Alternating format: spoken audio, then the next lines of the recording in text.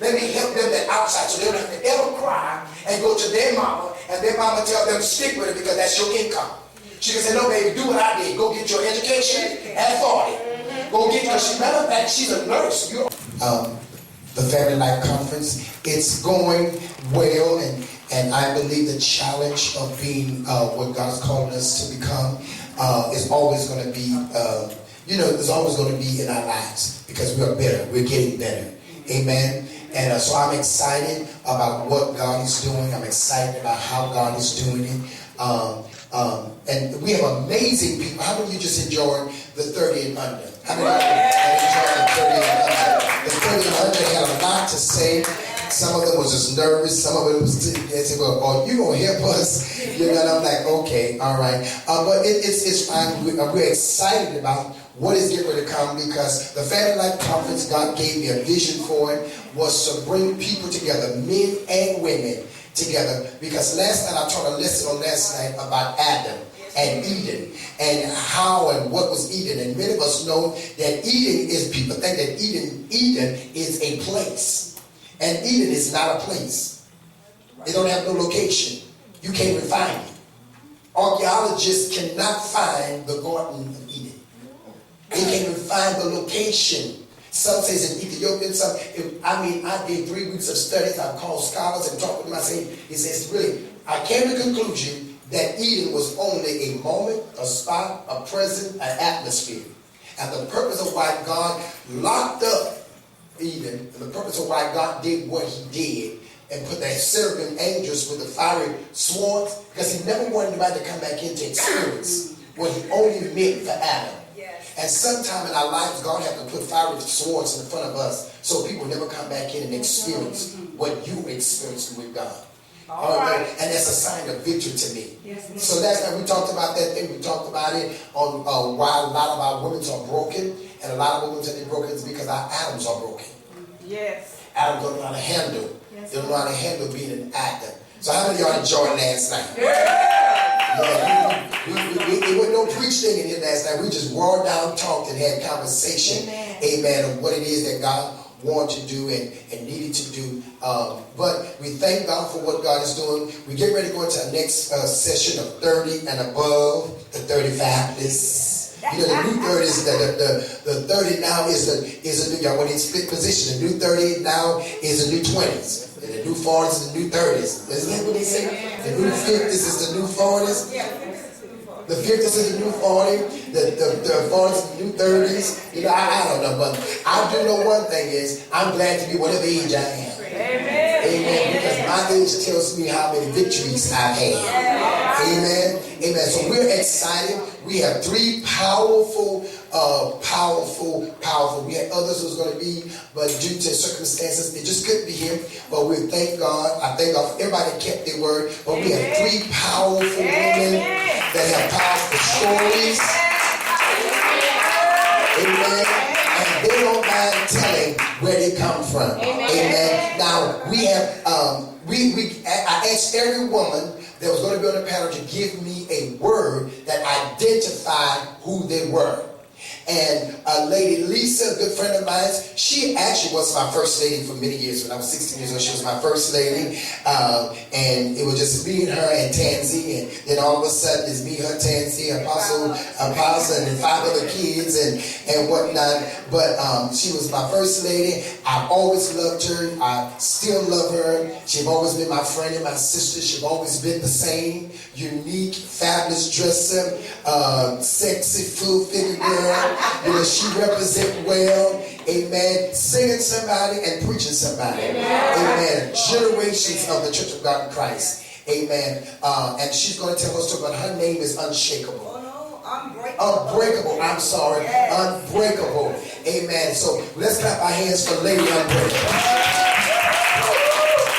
All the way from New York, my friend, my girl, my chick. Somebody that is crazy is all outdoors. Amen. Another individual that's a preaching machine. She can preach, she can sing, she can prophesy, she can minister the word of the Lord. Amen. And she have an awesome testimony. And we all knew her word when she came around was unstoppable. Unstoppable. And because of that, I was enthused to push her name. And I always tell her, other people try to use her name, but they can't do it like she do it. Amen. So they can stop all, they can do all the unstoppable. They still gonna be stoppable. However, but when I saw that, I reached out to others, and it was a total, y'all, of 20 women I reached out to. I reached out to 20 women, and I shared with Lady Lisa. I said, if nobody showed up, then it was meant just for you. And for everyone that showed up, it was meant for you. Others just had other things that was on the fire, and it just could not. But however, we got unbreakable, but we now got unstoppable. Amen. Unstoppable. Come on. Amen. My sister, we just met, but it's as if we've been knowing each other for years. I love this woman. She's an awesome co-pastor there in McDonough, Georgia. Y'all still in McDonough? Is it still in McDonough, Georgia? Her husband was here last night with us. He's going to be stepping in later on. But her work was unshakable. And when I reached out to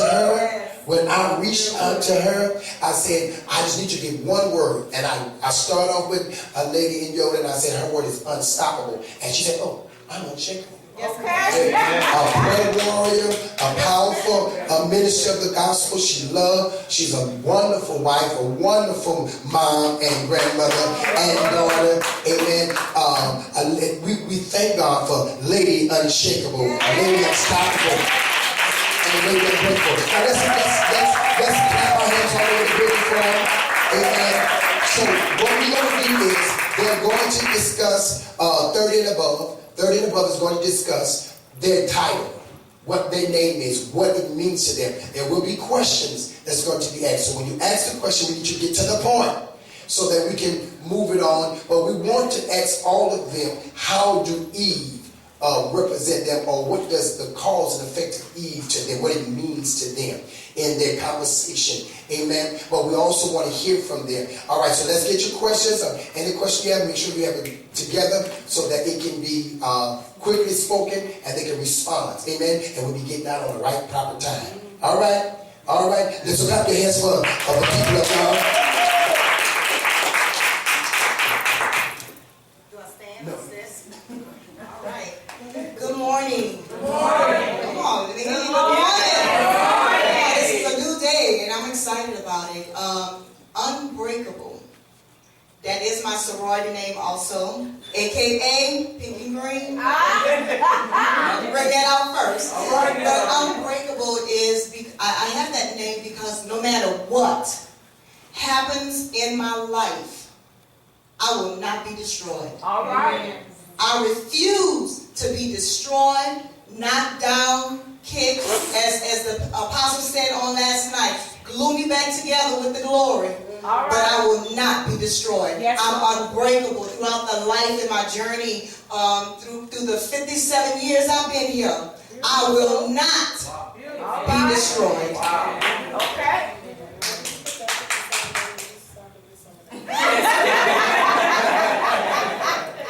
Well, praise the Lord, everybody. Hallelujah. Unstoppable. Most of y'all know me. Y'all know the background. Y'all know the story. But unstoppable is not just gender specific for females. I just push females. But unstoppable is for everybody. We all have that characteristic. I just want to push you to tap into it. To find your inner unstoppable, and what it simply is saying is, I don't care what life throws at you. I don't care how defeated you are. I don't care if you're suicidal and you at the edge. I don't care. Nothing in this life, when you have God in your life, nothing in this life is strong enough to stop you. The only thing that can stop you is you and God. And it took me going through pure hell, high waters, low waters, and tide waters to realize my own unstoppable qualities. So I run around telling everybody that I can. You unstoppable, baby. I say it just like that. You unstoppable, baby. Because you have to understand that life is going to happen. Yeah. And you're going to feel like, that's it, I'm done, I quit, I give up. And really, ain't no give up in any of us when we have God. There is no give up. There is no stopping me. What's the people that sing it? Ain't no stopping us now? All right. I can't be stopped. Really, Mom said, go all the way up. Yeah. Nothing can stop me. I'm on the way up. Nothing, I promise you, can stop me. And then he said he asked us about how does Eve relate to who we are. And in my studying, he challenges me. And I was studying Eve. The Midrash tells me that Adam and Eve, the garden and everything, was created in 12 hours. Okay. The Midrash says that it was created in 12 hours. In the first hour, the clay was formed. Okay. I'm sorry, in the 5th hour, the clay was formed for Adam, in the 5th hour. So at 12 p.m., so at 5 in the morning, the clay was formed for Adam. At 6 in the morning, Adam got his limbs and his mouth and his tongue, and he could talk. Everything was already there for Adam. God looked around and said that was nothing good enough. So he put Adam to sleep in the 5th hour. All of this happened in the 5th hour. I'm sorry, in the 6th hour, he put Adam to sleep. In the 7th hour, he snatched a piece of rib. Okay. Created woman. Everything that we needed, women, was already there when we got there. Okay. So what did that say to me? We were created in the 7th hour, 7 being the number of completion. Everything is already there in the garden. The animals are already there. All the food we needed, everything that we needed. What that spoke to me as a woman is, I was complete when I got here. Right. I didn't need validation from anybody. I didn't need anybody to tell me, oh, well, you need this. And I got that spirit of these women saying, when I get a man, I'm going to just be all right. Girl, when you get a man, you still going to be a mess because you're a mess now. What you need to understand is you already have within you everything that you need. He created you in the 7th hour. He created you and you was already complete. Everything you needed was there. Why? Because he wanted you to understand way back in the garden, you're unstoppable. Okay. All you have to do is get up and go. That was it. We are unstoppable. So I'm saying that, I'm going to say this real quick, I'm going to shut up. I bought some t-shirts, I don't know, but I want everybody to know they're unstoppable. Infect the community, tell the world, tell your neighbor, your friend, your cousin, and your brother, you are unstoppable. All right.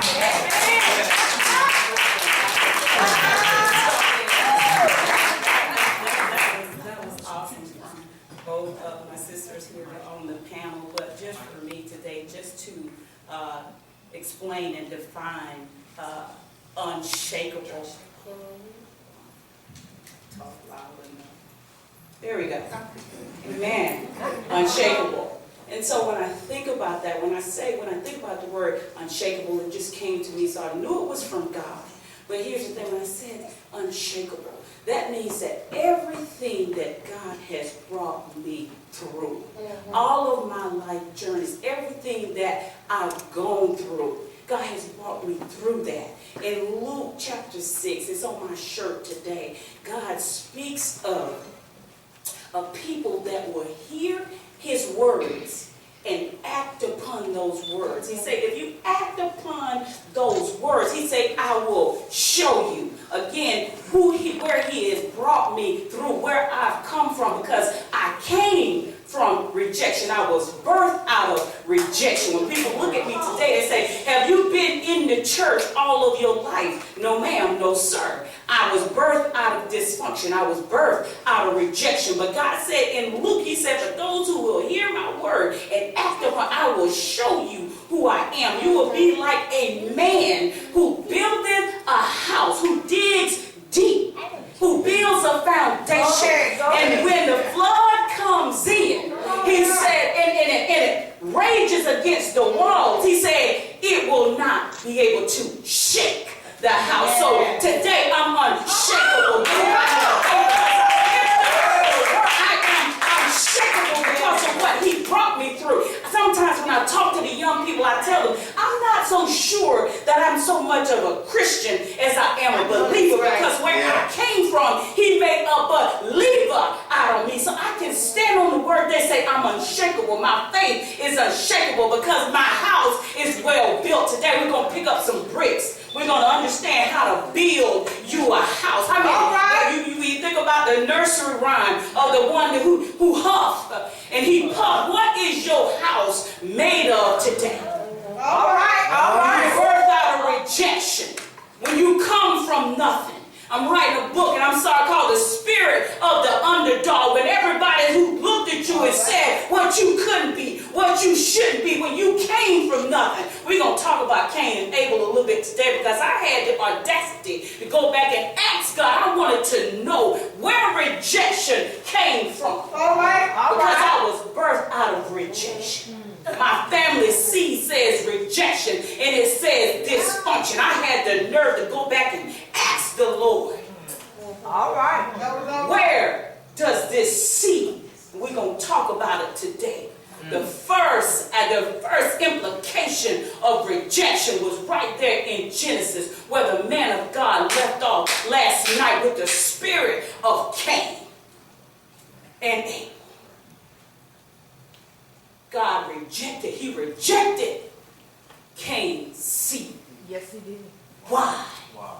Well, the apostle said last night, if somebody had taken the responsibility and speak and tell him why he had to go and till the ground, all Adam had to do was to say, because of my actions, the ground. See, God couldn't accept Cain's seed because the ground was cursed. Yeah. It was That's cursed. right. He couldn't accept it. But that's what rejection hit. And he said, he looked at it, he said, why are you angry? Why are you wroth? And why is your countenance low? All Adam had to do was say, son. It tells me a lot about Adam. But see, we're not here today to point blame and fault because this was Adam's first go-round. Right. This was the first seed when the cherubims was placed, when they was driven out of Eden. This was the first seed, so he didn't know how to parent Cain. Oh, come on. Wow. He didn't know how to parent him.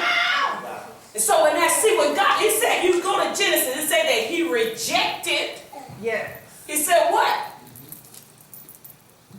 Cain's offering, he had no regard for it. Right. He had no regard for it because he can't go against his word. Right.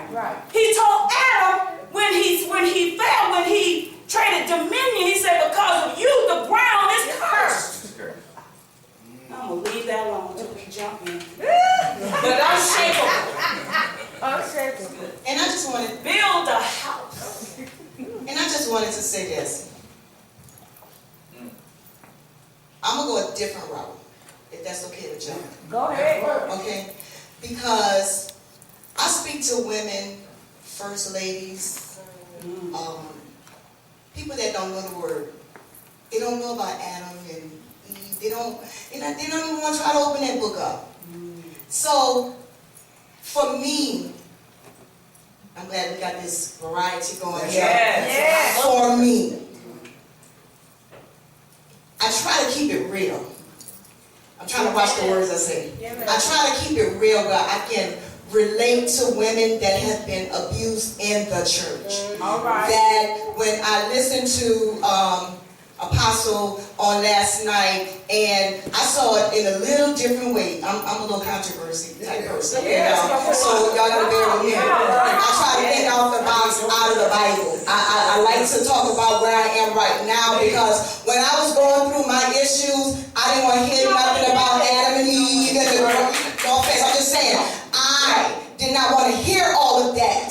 I didn't want to hear get on your knees and pray. Okay. I didn't. A young man, what a young guy.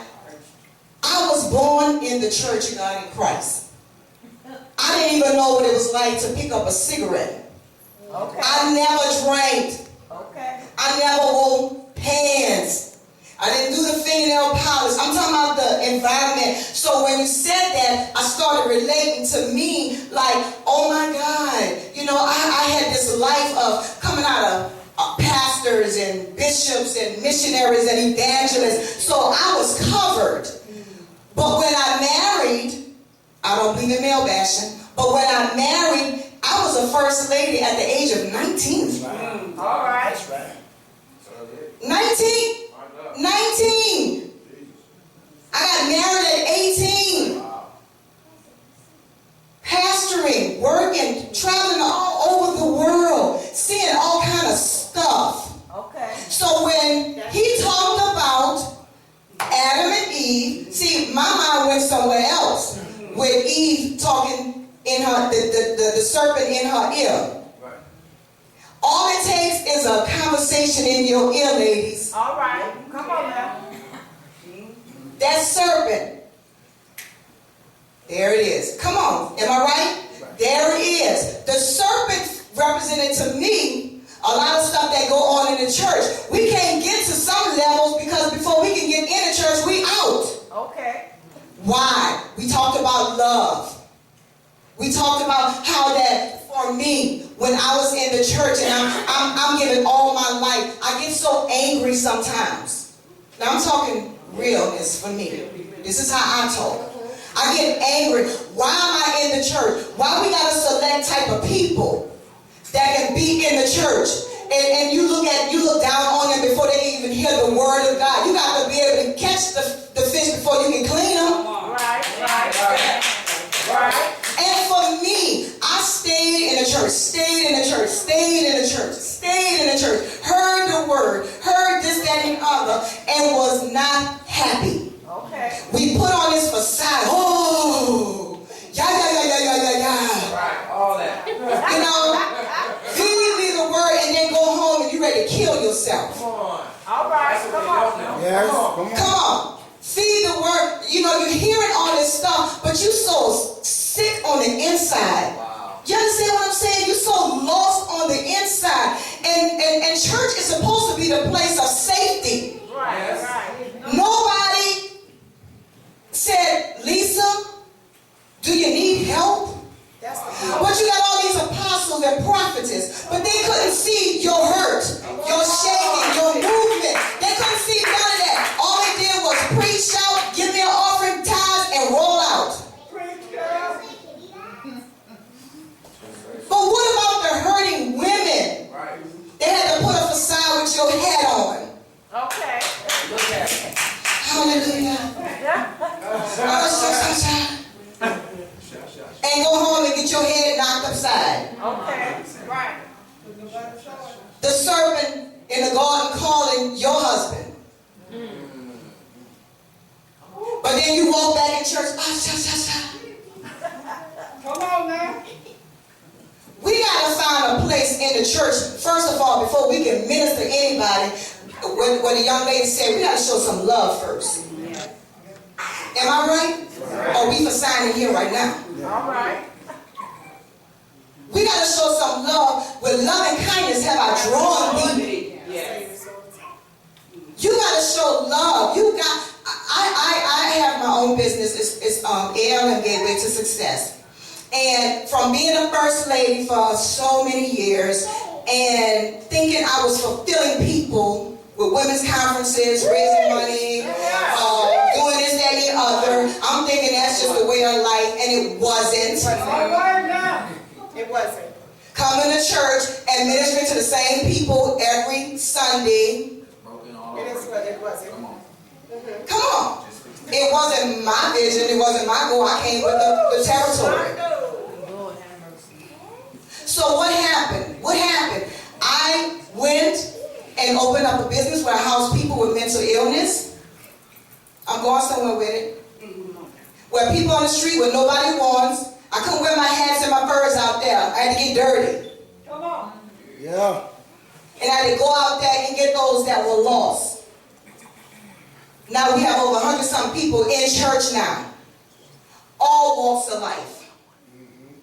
And I tell my friends that are transgenders, I dare somebody to tell you you can't be in church. All right. I dare somebody to say something about your sexuality when you got the whores in the pulpit. Talk. Whores outside the pulpit. Talk. All sin is sin.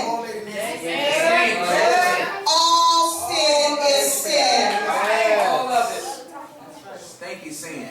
Yes. Thank you. I'm with you. But we have to be a light. We have to be a beacon light. And it's so ironic, all of us, it was meant for the three of us to be here because all of us unbreakable and the things that we all are talking about are the same, but just in a different path. Absolutely. Absolutely. Absolutely. Absolutely.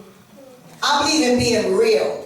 I believe in telling. When I minister, sis, I don't go with the Bible. They don't want to hear that. They want the truth. Nobody got to go on your knees and pray God gonna deliver. Okay, he can, but right now I need somebody to talk to me one-on-one. And tell me the raw truth. I told my children, they come from Apostle Blessed Soul, went on with the Lord, and I told my children, I say it doesn't stop in death. When you acknowledge, that's the first key, acknowledging what's going on around you, then you can move on, then you can grow. But you got to acknowledge this thing first. That's right. And when you and I told my kids, I said, we moving forward. Yes. I was one that tell my kids everything. Sometimes I think I say too much.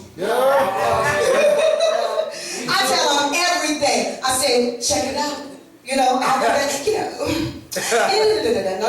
check it out. Let me tell you something. Check it out. Yeah. I like You that. know what I'm saying? Yeah. You know, don't let these church people stop you from having a relationship with God. Because at the end of the day, you got to answer for yourself.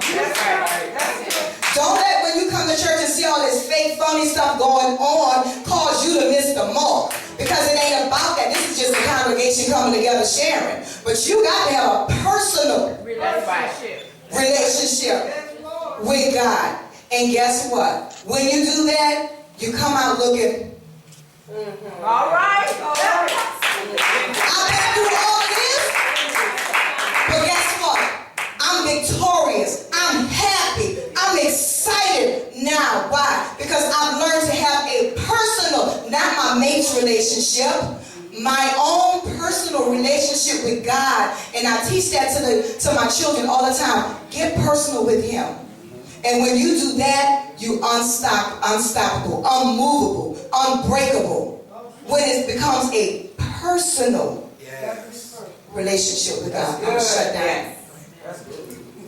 I don't know if my mouth is the one you need to hear. I have no filter.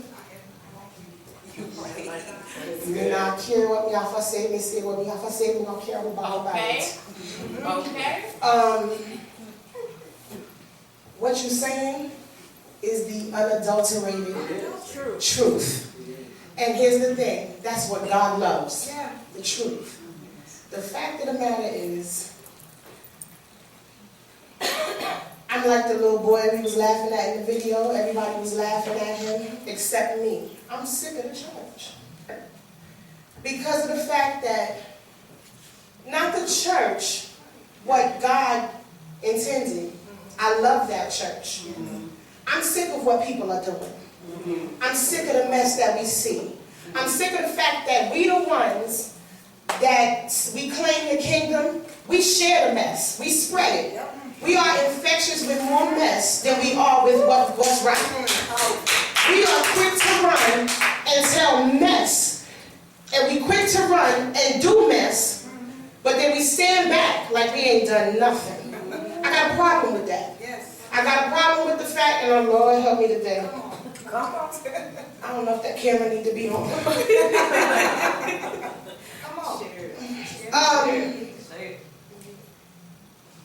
Sex is so poisoned.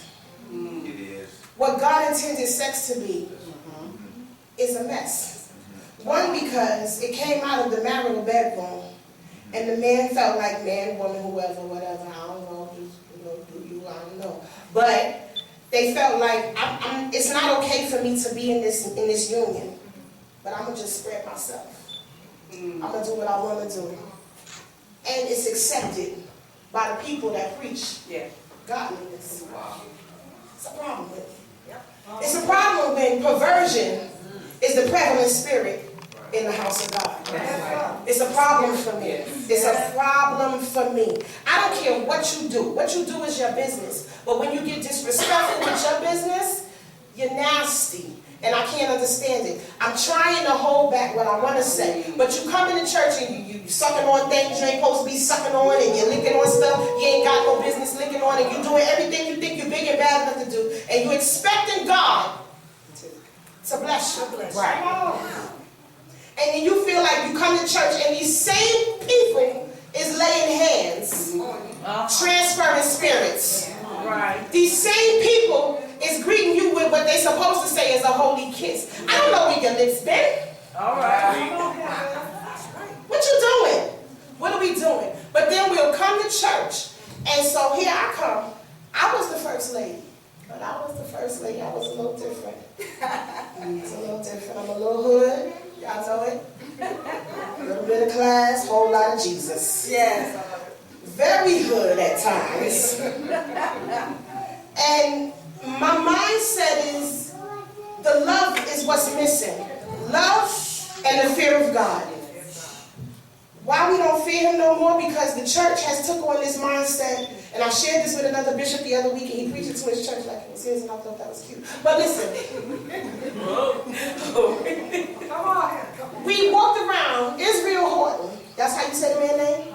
Holton said, I am a friend of God, he calls me friend. And the church started singing it. It was jamming. It was just jamming. He calls you by your name. We are not his friend. Your friend, you do anything and everything in front of, and you don't care. Okay. You don't care what you do in front of your friends because they doing it with you. Right. So you do what you want to do in front of your friends, and you don't feel no kind of way. But when you get in front of your daddy, you hold some of that stuff back. When you get in front of your daddy, you reserve your mess. You never go in front of your father intentionally disrespectful. So we done lost the fear of God because we reverence him no more like he's our father. We so busy being his friend. I don't really want him to be my friend. I'm content and settled with the fact that he is my daddy, God. And I'm not coming to church to do my mess in church. If I'm going to die and go to hell, I'm going to just go to hell. I'm not going to come to church. What do that for? It makes no sense to me. So when I see the people coming to church, and they think it's okay, and they think it's cool and copacetic to stand here, preach, prophesy, and anoint you, and lay hands on you, and then turn around and do all the nasty things that they're doing. Come on. I got a problem with it. I got a problem when you're going to sit here and you'll embrace the devil. Right. And you know it's a pure demon. But you hugging on it, and you loving on it, and you entertaining it. The Bible says resist the devil and he'll flee. I use the Bible for real life. Yes. And I don't use it when people think, hey, you're supposed to love one here, whatever. I'm not finna do that. What I'm gonna do is what's real. Yes. Pray for her. No, I ain't finna waste my prayers, baby. She already lost. I'm gonna save these prayers for what I really need them for. Okay. That's not, I'm being honest. But people won't do that no more. Oh, I'm praying for her. You lying. You're not praying for her. Come on. No, you're not. I'm not finna sit here praying for them. I need my prayers. I got a lot of stuff popping off. Okay. I'm gonna save these prayers for when I really, really need them. So, some people is lost. Some people is in a reprobated state of mind. You running around here wasting prayer and oil, praying for who God put in this place. Yes. All right. You can't beat them, so back up and let God do what he's doing. But anyway, I said all that to say, I don't no longer do church like I used to. Traditional church. I just told my sister on the way here, I said, I've been searching the Bible, and Jesus wasn't in church every Sunday. He just wasn't there every Sunday. Now, I don't know if this is a popular thing to say in church. He wasn't there every Sunday. He wasn't dressed up, rolled out, That's right. sitting in the sanctuary every Sunday That's right. with a big cross and a big bishop ring. Jesus wasn't doing that. He was sitting, he was working in the streets. That's right. So I told my sister and I told my team, and I'm going to shut up after this, I said ministry for me has taken on a whole different perspective. I want to be effective. At the end of the day, I want him to be pleased with me. I want to lay down and be all right in my mind and not tormented in my spirit about the things that I did. So ministry for me now is, we're going to have a sipping pain. At that sipping pain, I'm going to stand up and tell them the truth about God and how he loves them.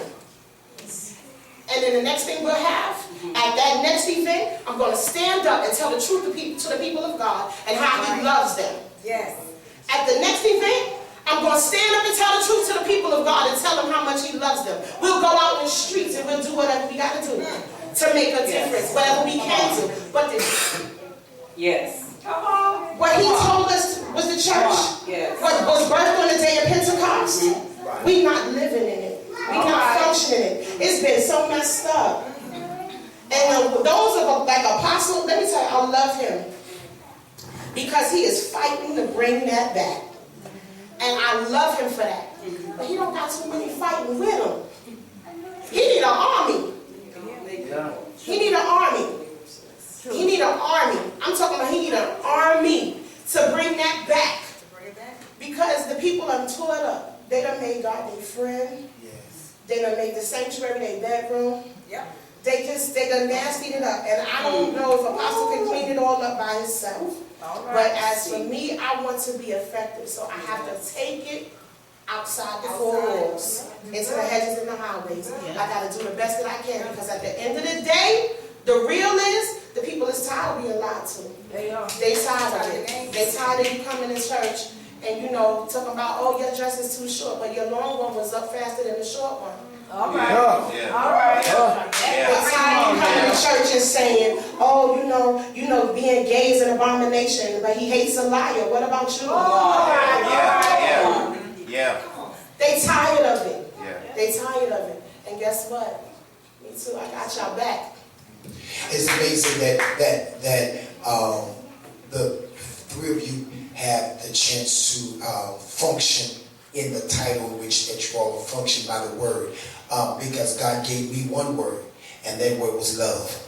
And in July the 30th, the Lord told me, he said, well, last year, I went through something major last year, and got me totally discombobulated and put murder on my mind. And the Lord told me, he said, the reason why murder is so quickly on your mind, one, because love is not on your mind.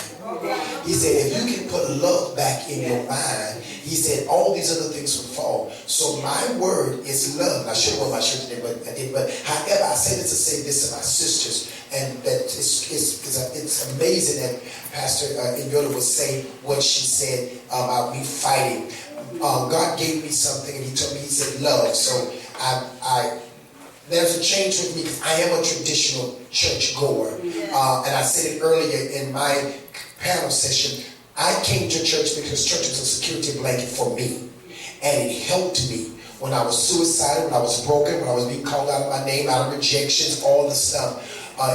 It helped me. So I have a love for it. So my love for me to bring back the order of the church. But I also agree with you guys that Jesus was not always in the church. I do agree that, I wear the regals. I wear them because I'm a part of an organization that tells us to wear those things. But when you come to a place to worship south or north, you won't see me in the regals.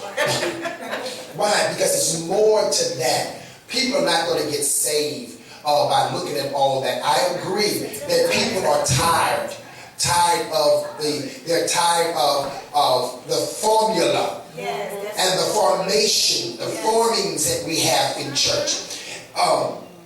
It's amazing to me. It's amazing to me because I'm getting ready to take Cape House South and North and the ministry that God has given me, and we're going to take it back to the streets to win the souls, to show them, teach them the more excellent, teach them about rejection, teach them about being unshakable, unbreakable, unstoppable. Teach them because they need to know that, but they need to know it in love. Yeah. They need to know it in love. And I think some of your frustrations are, as women, is because the atoms that y'all have are had. And it doesn't mean the husband. It can be the daddy. It can be the brothers. It can be that pastor. That was an atom. That pastor was the atom in your life. That for these young women that are not married, that pastor that's an atom that's not being effective. Or I said something last night, so Pastor Hanson can go for it. I said something last night, Pastor Nyota, that once Eve was opened up and he gave her her title, Eve, flesh of my flesh, bones of my bones, she went away. When I entitled you, I should have a conversation with you. There should be no titles of a person in your life until you've had a full conversation with them and say that I give you the title of my sister. Can you be my sister in it all? Yes. When Pastor Nyota and I became good friends, I've been knowing her for going on 11 years now. I've been in the city. When we talked, I reached out to her. I said, sis, how you doing? I was afraid that she was going to respond because she's so New Yorkie, I said, this girl get carried with me off of my sister. But the moment I called you, I said, whether you want to talk about it or not, you're my sis. And for the last 3 years, we've been more connected and gelling and whatnot. You can't give me that title. I can't give you that title without a conversation. We were young kids, Tina Papas, when we came into existence. And we have been, people in this church, a lot of us that got titles, or I give you titles, you give me titles. You can trust me. Adam failed and he titled Eve to have a conversation with her. To tell her, where is your guidelines in this? Where's my boundaries in this? And I think a lot of us can, if we start having conversations with people that we're entitled, if we take on a guy in our life and say, you're going to be my boyfriend, or good boy take on a girl, whatever the situation is, you got to even, let's say we live in the same sex. Because that's what the same sex people have the same problem that the heterosexual folks is having. Infidelity. They're right. I got a problem with that. Now, maybe Pastor Nyota, somebody can help me with that. I thought we went over here because we thought it was better. Maybe it was just me. And it wasn't no better on the other side because you cheated up and I'm about to go to jail. Okay. But if I'm making sense, we need to have a conversation. So I want to ask, I know you said you want to say something. I'm just in part of the panel, but you can finish. No, I want the question I want to ask is, after your divorce or in the marriage, maybe you and Pastor Nyota can say that, because that's young women in here, and they need y'all help. Matter of fact, that's some young men in here that say, I need to do this to my woman. In the marriage or after the marriage, where did you find yourself before that's what made y'all leave, or you found yourself after you left? Because the reason I'm saying, because Pastor Melanie, she's still married. She's still married, but you guys are married to pastors.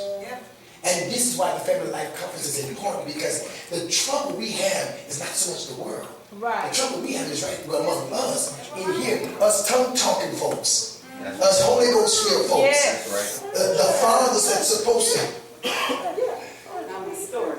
Yes. I can't give that portion to you. That's not my story. And I think God there's a changing of the guards, and I believe that not to discredit anything that the women of God that's going through here, but like we've heard before, that God, there's a changing of the guard, and God is putting some people in place that can show women and can show us how to remain married, because it is a good thing. I'm sorry, not my story. I didn't grow up in church all of my life. The First Lady Club, I don't know what that looks like. I was well into my late 20s when I came into Christ and knew who Christ was. But I can tell you from my story, I know what it is to be a whoremonger. I know what it is to fornicate. It's just not my story. That's just not my perspective today. I don't know what that looks like. My family, my mom didn't take me to church every Sunday. That wasn't my foundation. But when I stand up there and say unshakable, there's certain things, that standard is on the inside of me, because I am a believer. I will never stand here and almost renounce the word, because it is his word that he watches over to perform. So when I do, because there is a changing in the guard, I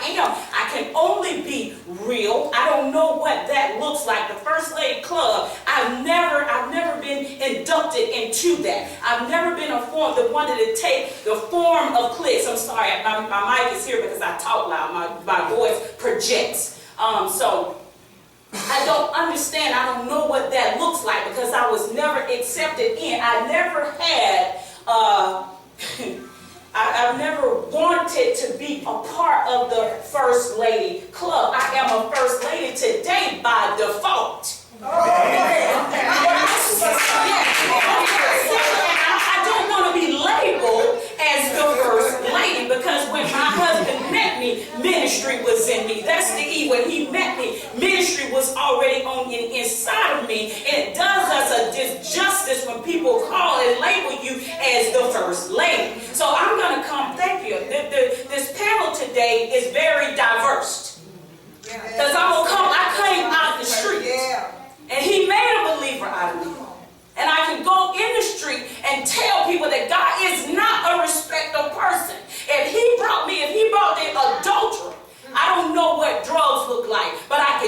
you what it looks like to fornicate. I can tell you what it looked like to run game. I know when people are running game. I came out the projects, okay? So I know what it looks like when you run a game. Okay. Come on. I may not tell you up front, I'm getting excited that you're talking. but there's a changing of the guards in the inside of the church. And God said, he said, while the people are killing the church, he said, you tell them I still feel the same way about my church. All right. Still feel the same way. The gates of hell shall not prevail against the church. But what he's doing is, just like he placed everything in Eden, now he's taking the remnant, and he's placing those people in strategic places to reform. I agree with the sisters on the panel today. Some may have to go in the street. But when you bring them out of the street, when you bring them in, because the church is a community of the kingdom. Let's really understand why we're here today. There's a transfer. The kingdom is being accelerated. We have to know our roles and know what God has called us to do. When you go and you grab your assignment, the first thing a lot of us in this room today is got to recognize and know what assignment is. I come from nothing. Come on. Cain. Wandering spirit, vagabond spirit. That's what I walked in for years, rejection. Going from here to there, in confusion, in dysfunction. But when I met Jesus, All right. somebody, just like the women on the street, somebody, God had somebody in place to tell me who I truly was. All right. So I can only come, I just came today just to give my perspective and tell my story. Where I got unshakable, what that means. My faith is unshakable. God he made a believer out of me. I don't know if I'm a Christian. I'm not so sure, I'm not so sold on that. But I can tell people I am a believer. Yes, Lord. Because that's what he made out of me. To go run and tell that. Amen?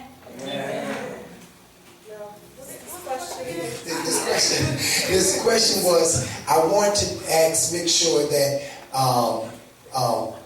when did you find yourself? Did you find yourself before you left, or you find yourself after you left? And it's important, I want to make sure we all understand the purpose and the plan, because everybody's different. Yeah. And everybody got their own different outcome. My struggles is different from everybody's struggle in this room. And so my passion is going to be a little different. But I want one of you to say, to help us, did I find myself before, that's what made me leave? Or did I find myself after? Before.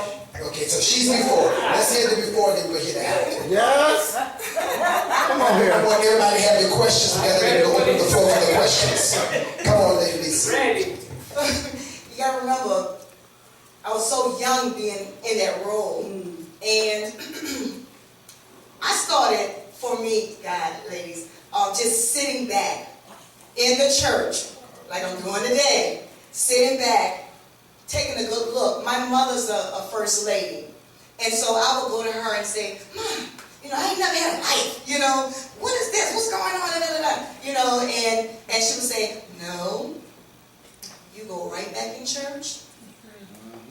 That's your income. I'm keeping it real. Oh. But Mom, I don't want to be a first lady no more. I see it here too much. Suck it up. This is how they tell us. Suck it up. She's not the only one. This is just the arena I was in. Suck it up. You ain't got no college degree. You got all that churn to keep getting pregnant. That's your income. But you prophesied just to women. Right. He did revivals for a week, and I'm home with the children pregnant. That's your income. Are you educated? I graduated high school. I don't have have no college degree. Suck it up. Go in there and do what you got to do. Sit there. And I sat there. Go on. Sin. Sin. You're not dumb. You got to be spiritual. Yeah. This ain't about spiritual. This common sense. As a woman's instinct. This ain't got nothing to do with speaking in tongues. This ain't got nothing to do with none of that, y'all. Come on, ladies. Come on, ladies. Don't play a role. It's inward. And I would sit there at, time after time after time until I got enough of the games, of the manipulation. And I said, you know what? Some on the inside say, get educated. Go back to school. Go back to college. I'm like, at 40? Go back to school? Go back. So my arena changed from the church folks to the world people. Hear me out. And I started opening my eyes. What you going to school for? You got everything you got right here.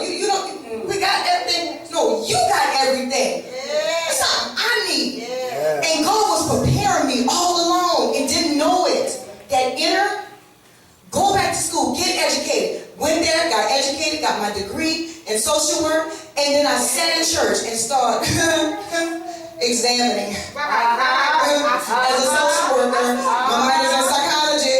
I didn't have no title to see crazy in the church. See? I didn't have to call you out and say, I know your address and your phone number and all that. I started just seeing it. I got educated, started seeing it, and I'm like, this ain't right.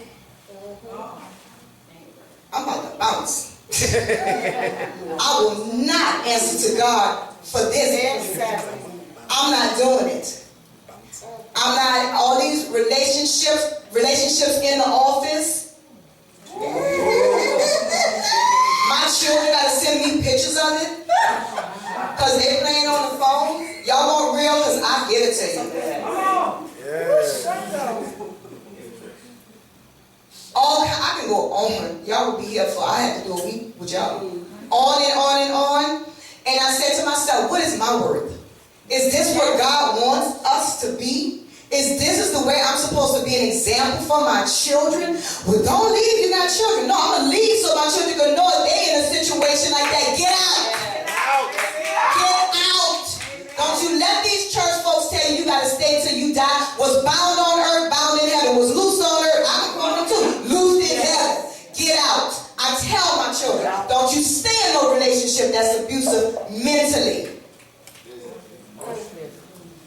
Then that's a generational curse begins because then they gonna feel like they got to stay in it. No, you don't. You teach your kids you got to way out.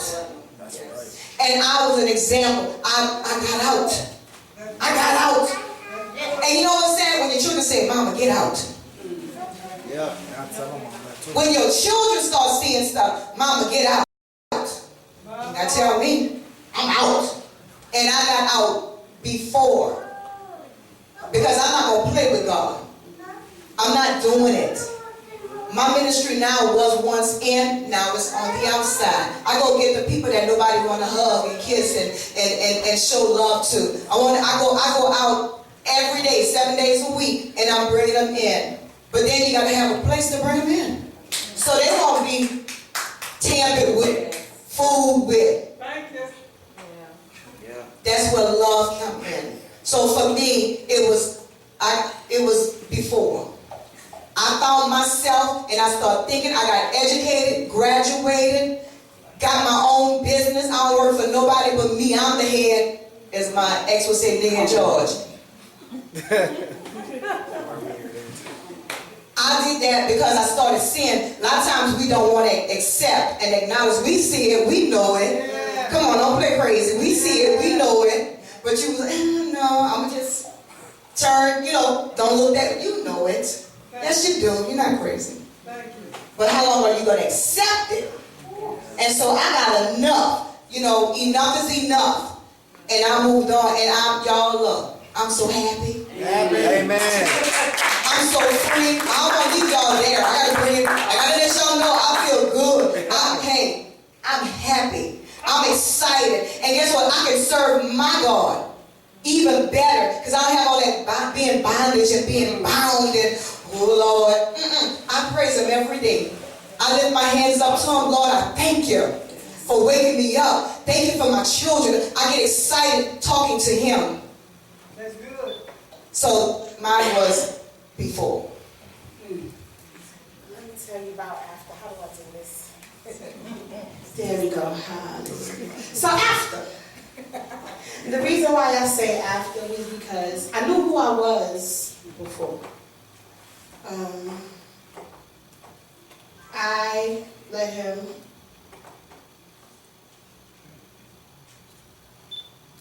make me think that it was okay to become something else that was suitable for Him. And I did that. I sat on a panel like this before, and the question was, what is the one thing that they called you that hurt you? And my answer was Lady Reed. She would never call me that. Because I created this person to suit this man, and I let go of the woman He created me to be. So for 23 years I was in a marriage and a relationship, living a whole lie, because it was not who I really was. I stayed in the relationship because of, just like you said, you know, I'm saved, I don't want to displease God, I want to make my marriage work. And I found out when I got out of the marriage, a lot of women are sitting up in church with their hats on. They got the monkey suit, the 15 rhinestones and the 10-gallon hat, and they are miserable. They're miserable. Some of them didn't sign on to be first ladies. When they got married, their husband wasn't pastoring, and they are miserable because it's not really what they want, so they're doing what they feel is going to be best for him. Here's the thing. If it's a real man, he's going to nurture his wife. And I'm saying this because I love Pastor Murray. He nurtures his wife. I love that. I tell her all the time, she's my favorite. Because you want to know why? Not envy or jealousy, but I see what I wish I would have had. Yes. Come on, that's good. Somebody supportive of me just as a person. I had to become, well, you know, so-and-so say, you said such and such about them and now they mad. I didn't even say that. But you and so-and-so got together, created a whole lie, and you and so-and-so believe it, and now I got to stand here and defend the lie that you and so-and-so created. I was miserable for 20 years. 23 years in a relationship. Well, you know, if you want to go out and do your thing, it's cool, go do your thing. But if I even thought about it, it's fist to cuff, it's on and popping in here. I didn't want to be part of the First Ladies Club. So here's the thing, I kind of am sitting in the middle, and it's funny to me because I was in church for a mighty long time. Oh, but the streets know me well. They ain't no sucker. Don't let these church clothes fool you. I understand coming to something and not really wanting, not knowing or not really wanting, because y'all not really my kind. The DNA ain't the same. You know, we really not the same people, but at the same time we are the same people because I was on both sides. I get it. And I'm sitting in church as a first lady dressed up. You can sing, so I need you to sing. You can preach, I need you to preach. You can do that, I need you to do that. And I'm doing everything that I needed you to do, but nothing that I wanted to do for myself. I raised my kids. I did everything I could. I raised my kids. He would go gather 50 other families, and I was raising those other families too. And he would put them on a pedestal and push me underfoot. And I dealt with it. Yes, I did. Sometimes I raised all the hell. Oh, yes, I did, because I ain't no punk. You ain't just going to bring everybody up in here and I'm going to be subject to everybody. Oh, no, it's getting ready to go down. And so I cut up. Yes, I did. And I cut up because I was miserable. So when It wasn't the first time, it wasn't the second time, it wasn't the third, fourth, or fifth time, you know, that the infidelity had come into the relationship. It was just the last time for me. Wow. It was the last time I was going to deal with it. And so, I removed myself. And for a minute, because I'm saved and I got the Holy Ghost for real, y'all. I'm playing around, but I got the Holy Ghost for real. I got it the old-fashioned way. The mothers spit on me before they put oil on me. That kind of way. Yes. Yeah, because they would get in your face and all of that, they were spitting all over you before they put oil. That I got the Holy Ghost for real. And because I got it, when I left the relationship, I was like, oh my God, I'm gonna go to hell.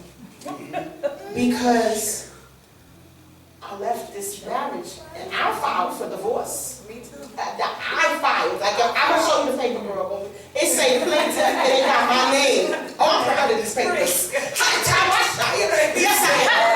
The papers say plaintiff and it got my name. Yes. He got his on his birthday. Yes. Listen. I felt like, God, you getting ready to put me down for real because I filed for divorce. And so I started reading the Bible, and the book of Matthew said, if you find your spouse overtaken in adultery, give them a bill of divorcement. And I said, wow, you free me, Jesus. And so, I'm serious. God. So the lady called me I'm dead for real. So every year on August 24th, I celebrate because that's the day my divorce was final. Yes. I'm so real. I celebrate because I feel like I got out. I got out just in the nick of time. And when I got out, I started doing things that I normally wouldn't do. I would leave work and I would go anywhere, just aimlessly wandering. And so one day, I was riding down the street, and I didn't have to really go home because my kids is grown. Yeah. So I'm riding down the street, and I roll the windows down, and I smell honeysuckle in the air. So I kept driving because I liked the way the honeysuckle smells. Nothing to do, nothing going on. I'm just rolling aimlessly. Time is not an issue. And I had the thought, the Holy Ghost said, if you were married, you couldn't even drive down the street and enjoy the smell of honeysuckle because you would have had a whole fight. I know you was with a nigga. I know you was somewhere. Where was you at? What was you doing? It don't take that long to get home. What's the kid supposed to eat? What we doing? I had nobody to answer to. And I left there and I went to my mother's house. And I was like, Mom, I smell honeysuckle outside. She was like, and Nyota, it's that season. It's all in the backyard. And I said, for real? She said, this is how I realized I had found me again. She said, I finally see my child again. All right. She said to me, right then and there, she said, I love Lady Reed, but I love my child more. Yeah. All right. That's when I knew I had finally found my way back to me. My son said to me, with his old thugging self, if y'all see him on Facebook, pray for him. He said to me, Mommy, you should have been left a long time ago. He said, I knew it when I was like 8. He said, Mom, you should have been left. When he said it to me, I started crying all over again because I had got fresh mad. Boy, why you ain't tell me? We could have been gone. But now, like you said, I have an anthem. Anytime they come on the radio, I roll the windows down. Everybody in the car gotta get with it. Everybody in the car gotta get jiggy. I mean, you better get jiggy. If you're around me, you don't get jiggy, you can't roll no more. I'm living my best life. Ain't going back and forth. I'm just jamming. Living my best life. Because I feel that thing. I feel that thing. I'm not miserable.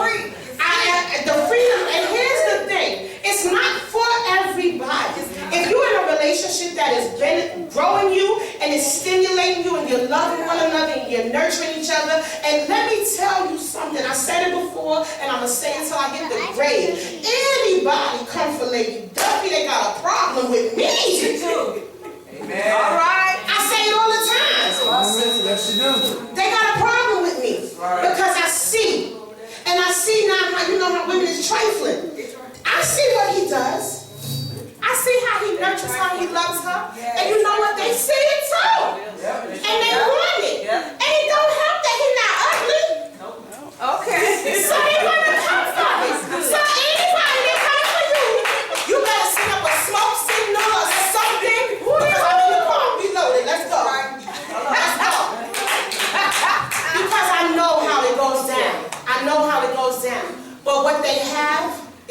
priceless. And I don't want to see that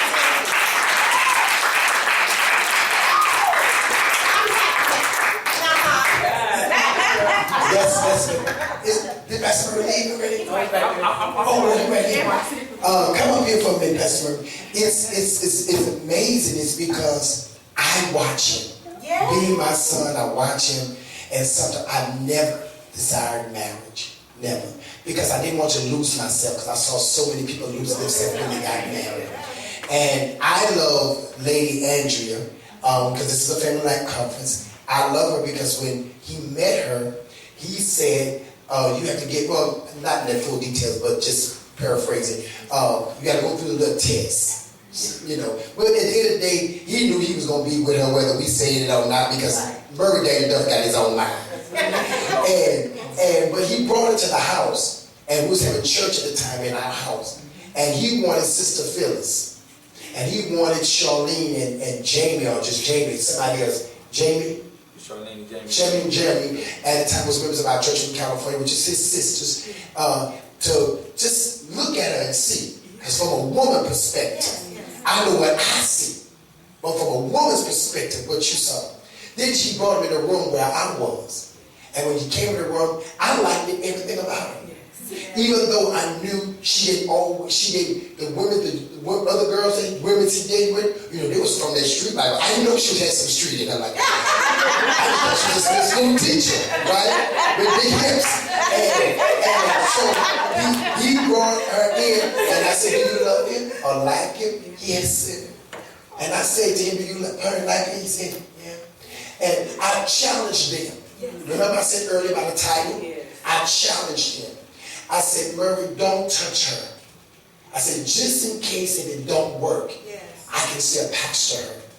Because what's damaging is as a leader, when you go into sexual intercourses with people and then it doesn't work, it's hard for the male or female pastor to pastor them because you have now had sex and now emotions are all involved. And lady, forgive me because I was about to say that. I didn't want you to cuss me. But Lady Nyota, because this is not really a church panel. This is really a panel about life. We just in a church. But that's why I want y'all to be real about it. He's a good-looking guy. So automatically, and then he was singing R&B at the time. So automatically, she had a great competition. She had a great competition. And so I said, don't do that. I said, because if anything happened, I can still pastor her if she stayed. But it's difficult to pastor her if you get involved sexually. Because now son, daughter-in-law is supposed to be friend, because she's a friend of mine, you know, and it's going to be a problem. So I told her, I said, if Murray messed up, we told it to him to believe Phyllis. We're going to find the best lawyer we can find. And we're going to sue everything that he's worth. And guess what? We're going with you. But one thing I love about Pastor Murray is what you said is so true. And people don't like that. I'm very protective of him and his wife's marriage. I'm very protective of who is around them because I know people, you know. So I never want to be mad, but when I watch him, sometimes I be like, in Nyota, I be like, I think I will. You know, I think I will. Then lady ever said somebody that said, shoot, I want to miss like I did. I don't know. But I watch him. I watch him when she was pregnant. He made a cast. And he put it on. I watch him put double socks on his feet to make his feet look like he was swollen, like breastfeeding was swollen. I watch how he spoke to his baby every day. Take care of mommy until daddy get back. And that baby would stay up in her belly until she would come back home. I watched that other stuff. Then I watched others fail in their marriage. Not because they wasn't good. Because they didn't have that incentive or they did not have that motivation. And here's the key thing, y'all, panel. He didn't have that. But because he desired to be a good husband and a good father, what he did not have, he created in his own self. Why? Because every Adam got the ability to create what it is that they want. Every Eve had the ability to create in what it is that you want. And it's important that even with their marriage, and there's some in a power. Since this is not a church function, My sister, I'm staring at you so not to say anybody else. You know, when you try to give them people to look up to, well, we're not them. We don't want you to be them. That's right. The Bible said, imitate those that are in Christ. Right. Come on. So when you have examples, young and old, you need to learn how to look at those examples. Don't ever think you're too old and you know everything. That's what makes me sick with some of these saints. They're so old and they know everything. They always got something to say. But when you say it, we look at you, it don't match what you just said. Am I making sense? So I think what it is, I love what you said. I brought that out because I want people to know I believe in marriage. I just didn't want to be married. I just didn't want it to change when like I saw other people being changed in their marriage. I saw too many people losing their identity as a man or as a woman. Now, question is this: as friends, do you think maybe Pastor Murray can and well, I know they'll answer, but this is open floor. It's a real quick question when you pop up. Do you think when you get married that you're supposed to lose all your friends? No. No. Okay. Well, what about that friend that's no good? Well, who said they go good? If they your friend. That's different. We gotta clarify what is a friend. Yes. Right. Okay. It's different. We're Well, talking about friends. for me, I was so, the spirit of control, the spirit of witchcraft. But for me, my life was so surrounded in church till every friend that he had, I had, and it was everything. So for me, it was just like we was all in the same circle. Right. We didn't associate what we so-called outside the church with friends because they want to go on the same route we were going. So everything was in a circle. Everything was church. My entire life was church. The people in the church was the friend. Now let's ask this question. Was it difficult for you to trust a lot of his friends? It was because I didn't trust him. Because they were promoting him. Except me, y'all. They, when my kids are here, so, like I told y'all in the beginning, they know, when my husband passed away, it was so crazy because I sought for counsel. See, I didn't want to do this because I really loved him. I didn't want to do it, but no one counseled us. No one sat down and said, something's going on there. Let me just get them together and the hierarchy, as you want to say, and let's just talk about it. No one. But what they did, they promoted him. Yeah.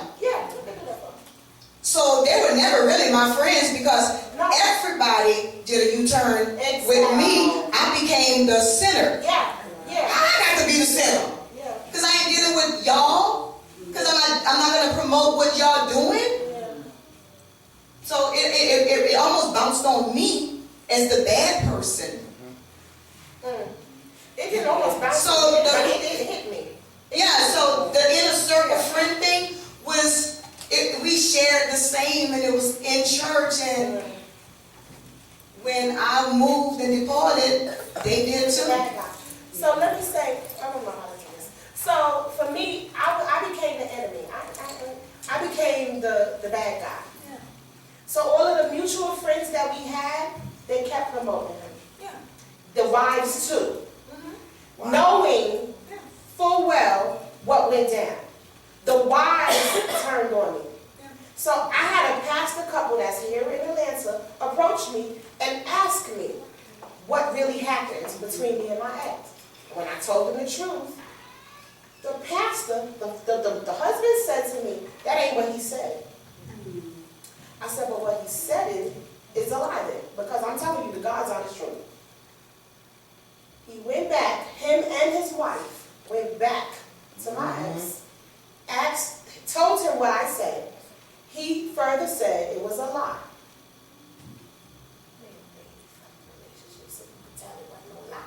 The evidence was there. So you are going to sit here and now not believe me and then stop speaking to me because you claim I lied to you. It wasn't just that one pastor couple. It was a couple of pastor couples. The woman, one of them, I know all her tea, and it's going to my grave because I'm that type of chick. I know all your business. I know what happened with you and your husband. But you turned on me? Because you believe, you got to support your husband in believing a lie. That's what it is. You got to support him in believing a lie. You can't stand. So I don't trust none of them friends. No. The mutual friends in every relationship, I don't trust all of them. If they are bold enough to say to you both, hey, both of y'all foul for this, Right. then trust that one. If they're not bold enough to say to you both, you are both wrong, don't deal with them. That's not a friend. It's a friend of a couple is a friend that's going to look out for each individual in the couple and the couple as a whole. But there's not a friend if they're going to say to you, bro, I got you, and then turn their back on your wife. That's right. Because then when you and your wife get good and y'all keep going as a friend, your wife don't really have a friend in them. So she's uncomfortable. Because that's not really a friend. If they're really a friend, one of my friends, he said to me, I said, I'm leaving him. I'm sick of it. I'm done with it. I'm tired. This was the first time I left. Because it was more than once I left. The first time that I left. I said, I'm tired of him. I want a divorce. My best friend got off the phone with me, immediately called my ex, and said, listen, both of y'all are wrong. She's angry, and I told her she's angry. She gonna come home and ask you for a divorce. You better make it right. To this day, I love that man for that. Because he did not have to look out for me and my ex. He didn't have to do that, but he did. A person like that, it wasn't the fact that he, went behind my back into it, because the truth of the matter is, he's so bold, he called me right back and said, I already called him. And I told him, you're going to ask for a divorce. You're wrong.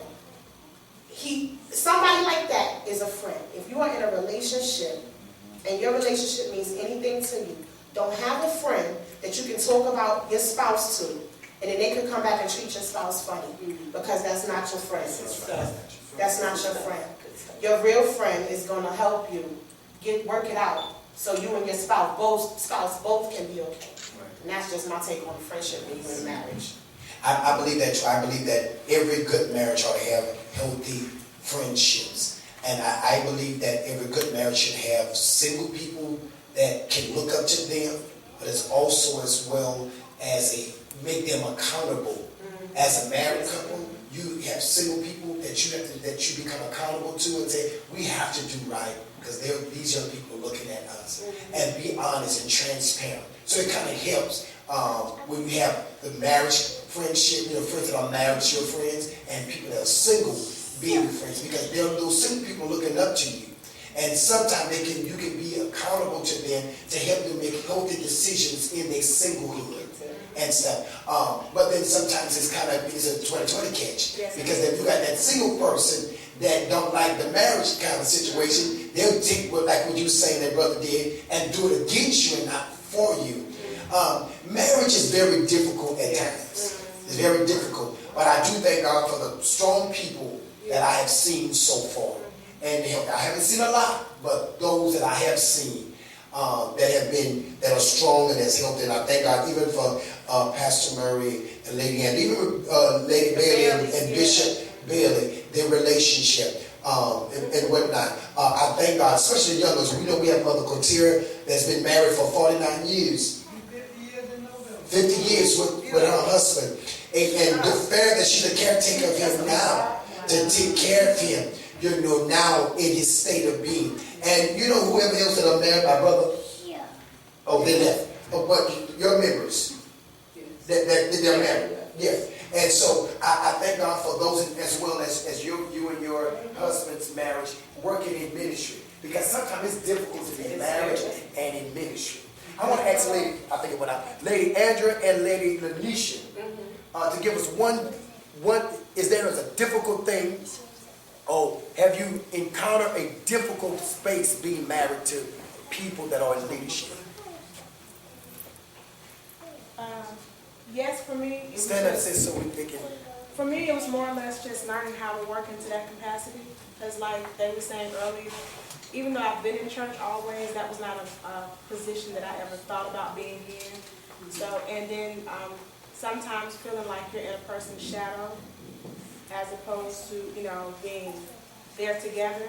So struggling with that, learning how to deal with that, it wasn't him, it's just the way it looked with other people, how they interact with you. So learning how to work in that space, I think this right here was absolutely wonderful. Listening to you guys, I mean, it gives you the good and the bad insight, because there's some things that I still don't know, you know, and I look to other people to see. I may not come and ask, but I sit back and I watch so that I know how to do certain things. Some things I don't care to do. In that place, I'm still growing when it comes to certain things. So I appreciate you ladies for being transparent and expressing, because it helped a lot. What question? One more time. The question was, have you experienced any difficult thing being married to someone that's in leadership? Mine would be yes, but it was more of an internal thing, because like you said, you wanted to be what you thought was best for your husband at the time, because he was called, so then you were called. So mine would be like struggling internally with that. But once I opened my mouth and expressed how I felt about where I was as far as what he was called to do and how I am to assist him, he was able to help me, because he just loved me where I'm at and just prayed for me. That's And it. let me That's it know. right there. Love you where you at. Love you where you at. Pastor Murray, it's not on, but Oh, it's okay. yeah. But one day we was doing something in the house, and you know I'm very churchy, and I said, First Lady, you have to get this message together. And Pastor Murray said something, and when I didn't hear her talking about maybe he's gonna be able to discuss it, but he said to her, God called me. He called me. He didn't call you. He called me. Because what church do is we make the bride walk in the calling that the pastor's in. And I think she felt better when she realized, oh, so I don't have to do this if I don't want to do it. Even though he knows she would do it because she's a very team player. But you don't have to be subject. Is that what I mean? Yeah, so I definitely want to say, I thank God for being a young man who understands that it's a blessing if your wife is a prophet when you meet her, or she comes into one, or she's a deaconess, or she's an evangelist, or she's a pastor. That's a blessing if she's called to be anything in ministry. But what if she's not? What if she's just an intercessor unto you? Right. And I've searched the Bible, and I can see so many powerful men who their wives never were working alongside them. Right. But they took care of home. They took care of them children. And they made sure you get nurtured. And so I heard a saying one time that whatever you are, your wife is. That's not true. No, it's not. Because if I'm a truck driver, she's not a truck driver. Right. Yeah. If I work at Chuck E. Cheese, she don't work at Chuck E. Cheese. I do. So if I'm a pastor, she's not a co-pastor. She's my wife. And she's the one mother of my children. And she's whatever God gives her to be. She'll always be my backbone. And she'll always share in some things that I go through. If I'm stressed, if I hurt my big toe, it's going to affect her. But just because I pastor a group of people doesn't make you. And it doesn't mean that if I ever transition, she's going to be next in line. Right. Because we force so many first ladies, and we have, and you could walk in a room and you can see them, they like a deer in headlights. Because they like, this ain't what I was called to do. To keep a group of people together. This wasn't who I was called to be. And so I thank God for the ability to know early to just let her be who she is. And she's a wonderful helpmeet. If I got a vision, she gonna make sure I got an LLC. She gonna make sure that it's solidified. You know, if I got a dream, she gonna make sure, well, baby, I've allocated the funds and we can do this over here and do that over there. So she's great at what she does. And so I think that more men, especially leaders, should understand that and be okay with letting her be that dainty wife, or if she wants to be that one to say, no, we pastoring together. Come on, let's do it. Right? But allow it to be natural and allow it to be of God. That way she's not suffocating in a position and forced to feel like I gotta, like my wife don't wear big hats. And she don't like big hats. And I'm glad she don't like big hats. Because I don't like big hats neither. So I'm understanding. But she don't like certain stuff. And so I want you to be you. We might be the church of tennis shoes. So we wear tennis shoes with our first lady dress. Whatever is our, but we got to break tradition and not be afraid, because marriages have suffered.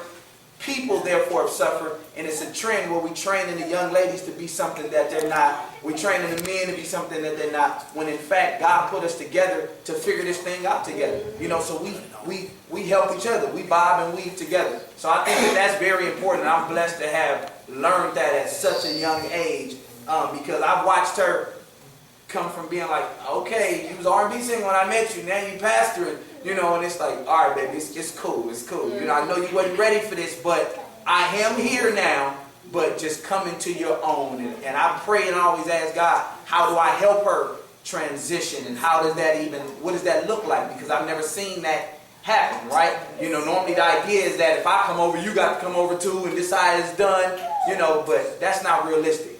And so if we're being transparent and real, we want people to live and enjoy their life in whatever capacity. So.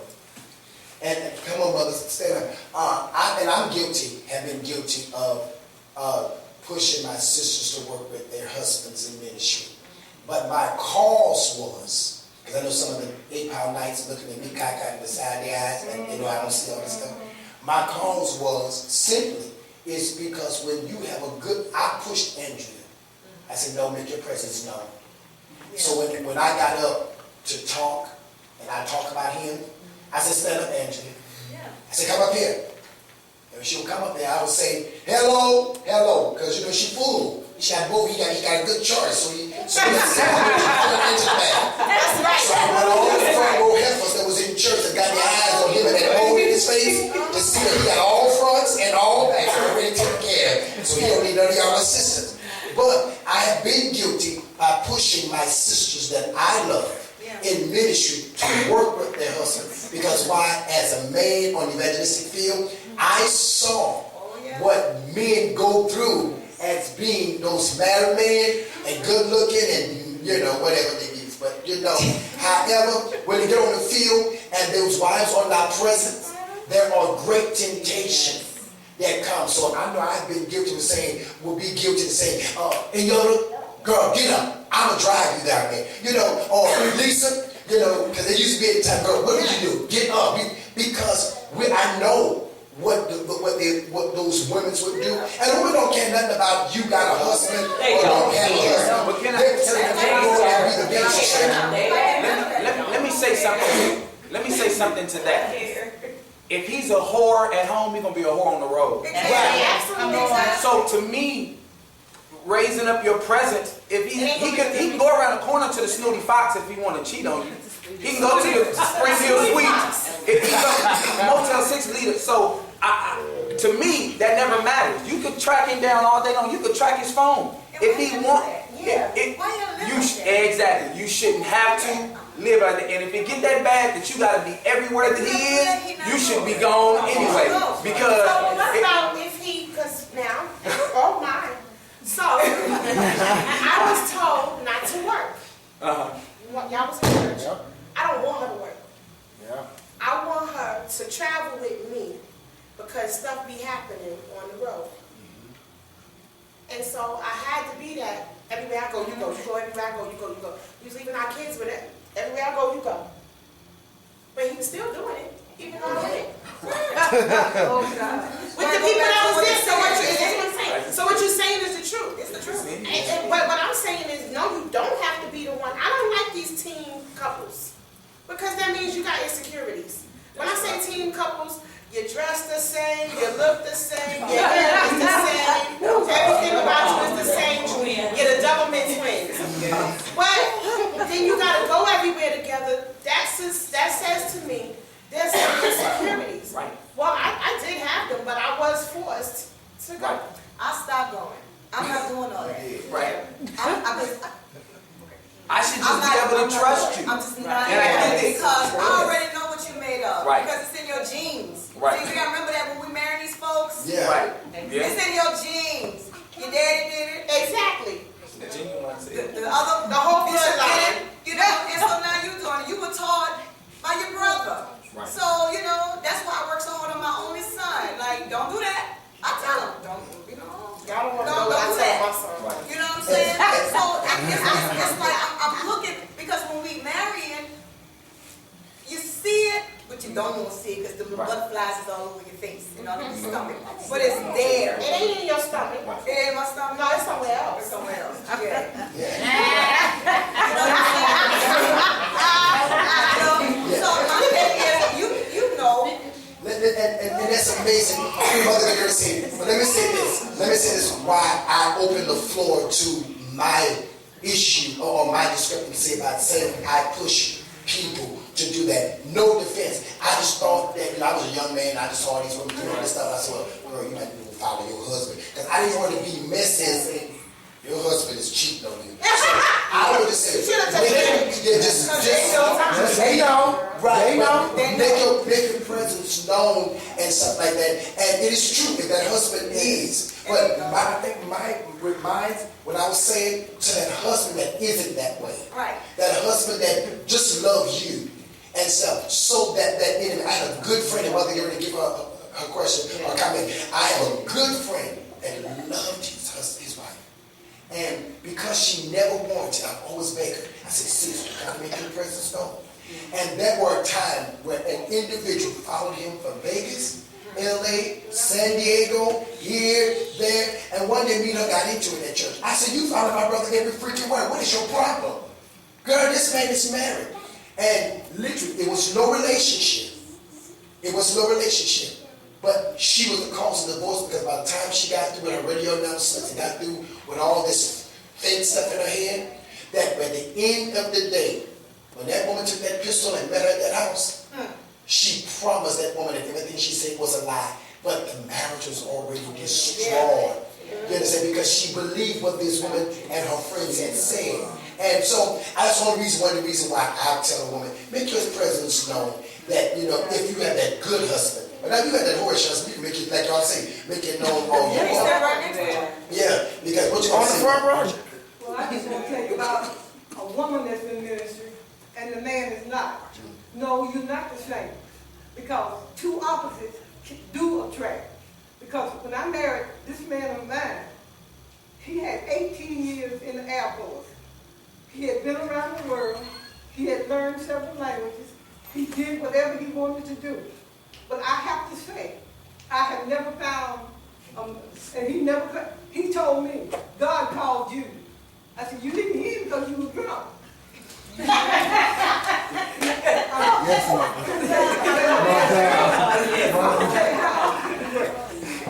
I was 280 pounds, and at his heaviest, he was 120. Right. Still is 100. No, I'm sorry, he's about 110 now. But I'm saying opposite can attract. But it can be hard. But there has never been anybody that supported me anymore than Andrew Thornton has.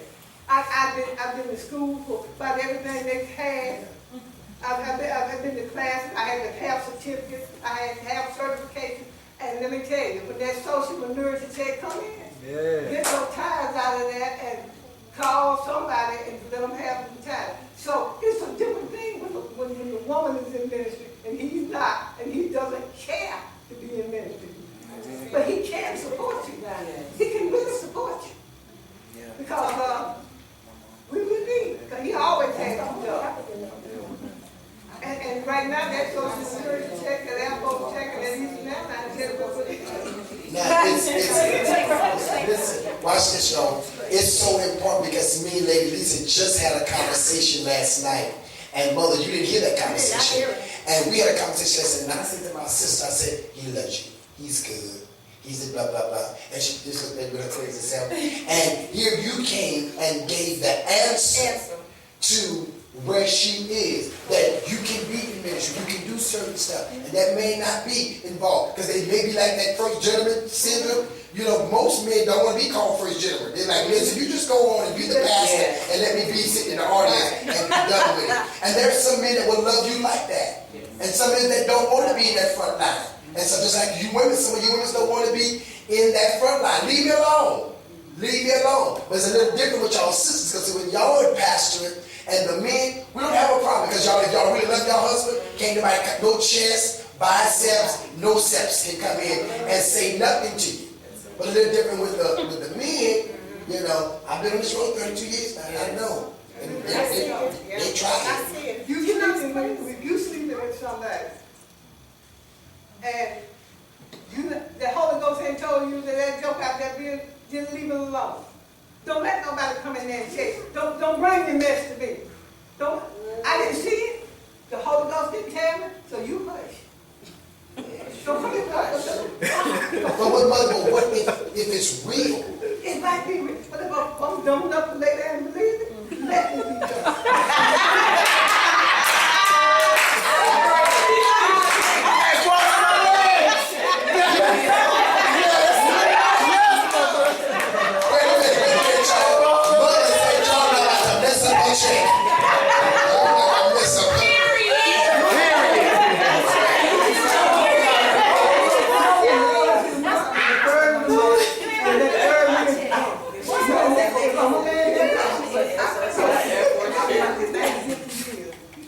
And I can't, his mood, his attitudes, all this can change, and I don't know. Right. You know. Yeah, you know. You know a lot. Right. How did you see my husband out there? Wow. That's it. Why you so? Yes. You know the thing about them, Lord help the church. It's a real, what she's saying is real. What she's saying is real. But I am saying, so my sisters and those that are close to me, I date. I have a friend. However, I'm not here for all that. Don't come, don't live near me. Don't be close to me. I'm not feeding you no food for dinner. I'm not washing your clothes. I slaved for somebody already, and I be John Brown if I do it for somebody else. The only way I'm going to get married again is if he's not in the church. I got married again. And if God come from heaven, and he came because the Bible said he came down before, so he can come down, punch me in my face, and say, marry that dude. Other than that, I'm staying free. Okay. I'm staying free. The Bible says, be not entangled again with the yoke of bondage. All right. I stay free because I like it over here on Freedom Boulevard. I have a whole man mindset when it comes to dating. I date the brothers. Bye, boy, I don't need you no more. That's how they used to do the girls. It's my turn. Okay. And I'm just being honest. Watch this. Now that got too good because we have something where to be in a few, but I have to throw this up because we're in church. Watch this. No, we're church people. When I say in church, we're church people. And a lot of times we get to this place. The world says, okay, well then you're better than me. And whatnot. So, as church, we have to learn to love people in their experience and their experimenting. I love that. Okay. We got to love people in their experience and love them when they come out of that experience and start experimenting. Right. Because now they're finding themselves. And if God can overlook it. I told you, that's why I put it there. I agree with you. I wouldn't have you up if I didn't know you were going to be real and honest about something. You guys. So when people are experimenting when they come out of stuff, we can't overshadow them and beat them up and downplay them and say, you're supposed to be doing this. No. I was going to say they ain't going to. No, not that kind of experimenting. But watch this, y'all. That's not it. No, when you say I'm having fun, I'm doing, so that's experimenting. I'm talking about resurfacing, rekindling, and refining yourself. And redefining who you are, because in marriage sometimes you lose yourself. And listen, not just in marriages, because some of y'all ain't been married and y'all lose yourself in these relationships. And then some of us that don't have a relationship, we lose ourselves in these churchships. And then when we ain't lose ourselves in these churchships, we lose ourselves in the sugar honey iced tea ships.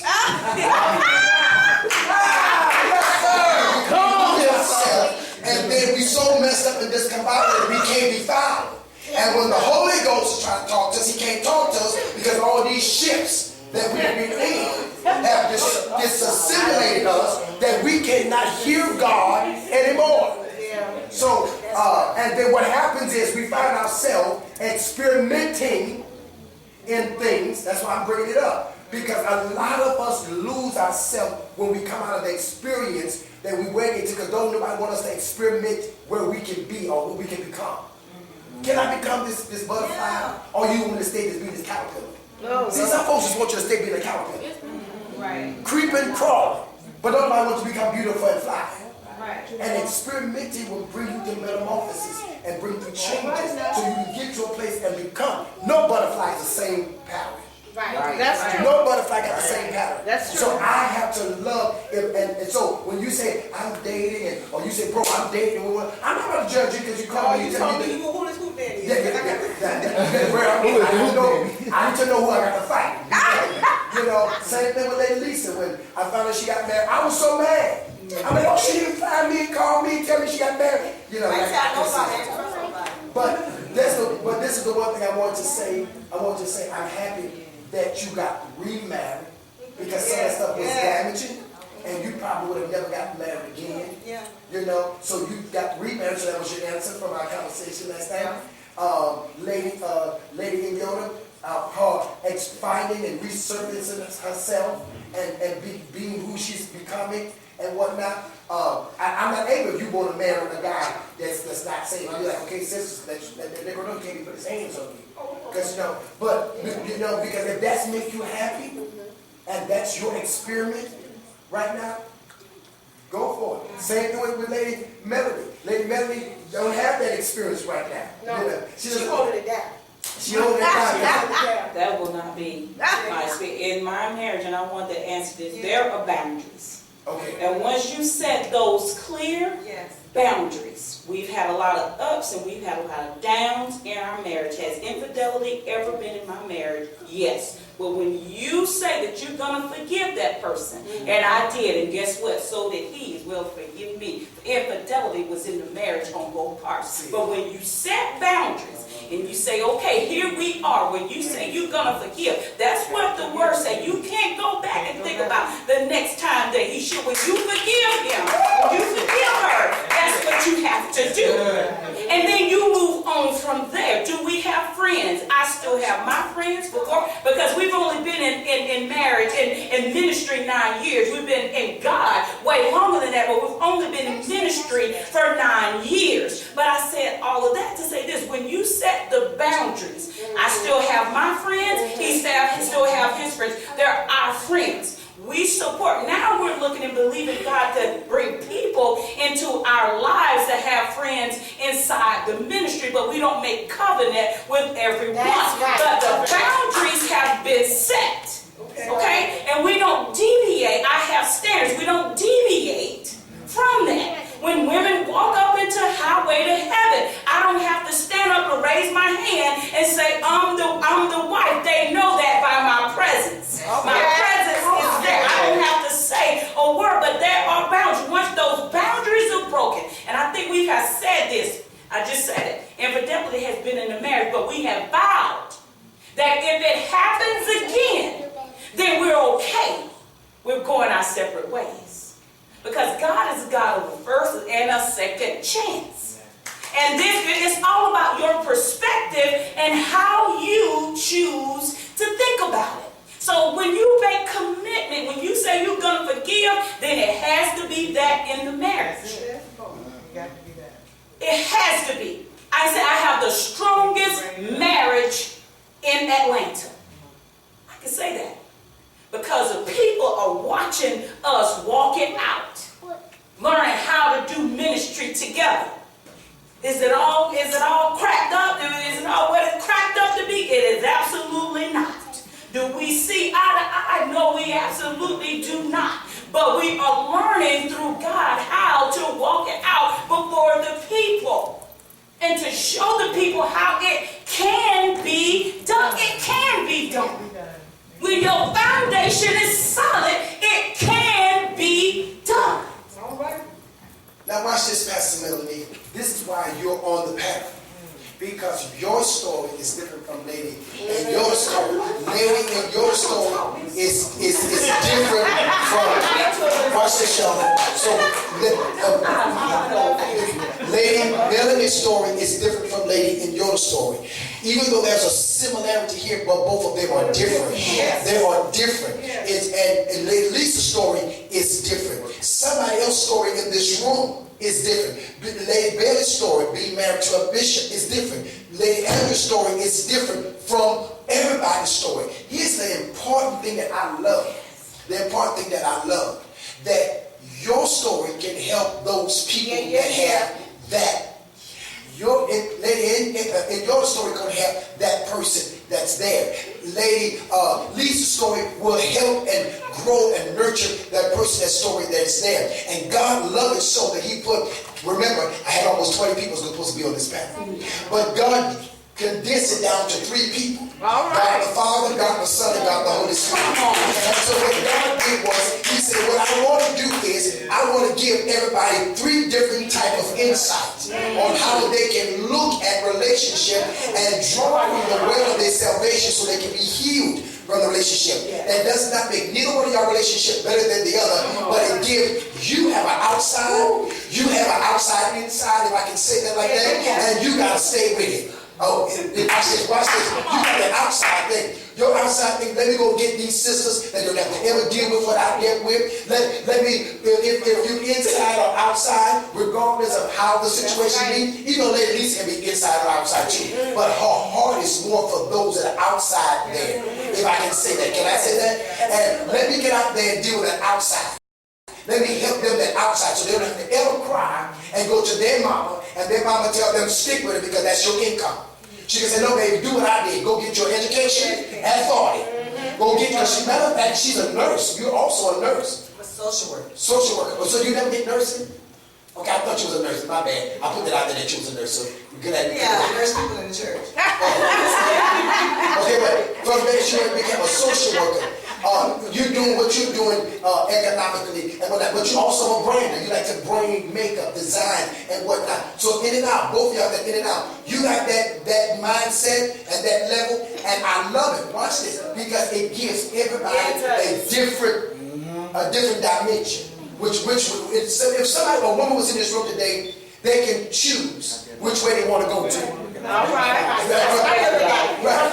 Yeah, because I can go to Sister Lisa because that's kind of me. Or I go to Pastor Nyota because she crazy like me. She kind of me, or I can just stay and go to Pastor Melanie and deal with it on that level because can't nobody be in your like in Nyota can be. Can't nobody be Lisa like Lisa. Can't nobody be Melanie like Melanie be. Can't nobody be these others, the women of God as like they can be. You all are so powerful. Amen. I honor the fact that y'all took time to discuss and get quiet. Amen. I reverence y'all. I ain't got no tears. I reverence y'all. Because y'all be surprised how many women I'm talking to that just start crying the first time they tell you. You know what? I love what you said too. For me, it's like when I say no more tears, I'm teared out. I'm so teared out till it's like, get it together. You know, I'm to now a point where, you know what I'm saying? Like, people cry so much, you know, until it's like, No more tears. No more tears. I'm done. Like, I feel sorry for people who's in it. I'm gonna be honest with you. You know, and I'm just like, oh my God, when I see some people that just don't have a backbone. But if I could just, you said something that was powerful, and I want to ask you a question because I had foundation. I gave the man. You do it one more time. You know, and you know, I did just what you said, and you spoke something in me when you said that. I said, you got one more time, I'm done. You got one more time, I'm done. But then, I mean, we've been married for years. And I'm like, I'm done. So, what happens when you now trying to minister? Because now, to me, that's a spirit. Yeah, that's it. You see what I'm saying? That's a spirit when, okay, I won't. So what happens when you have that adultery and fornication and you have your foundation, you're forgiven, but then what happens when it doesn't change? Because if you don't deal with that inner person and what's going on, it's gonna happen again. It's like what you said at the beginning. Deuces. But when I kind of ask you a question, like leveling up the playing field here because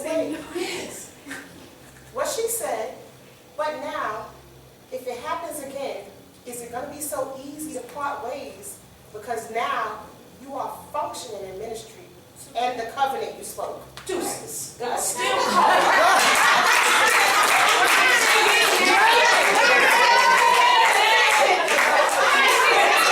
Unshakable. He said, I will show you who you are.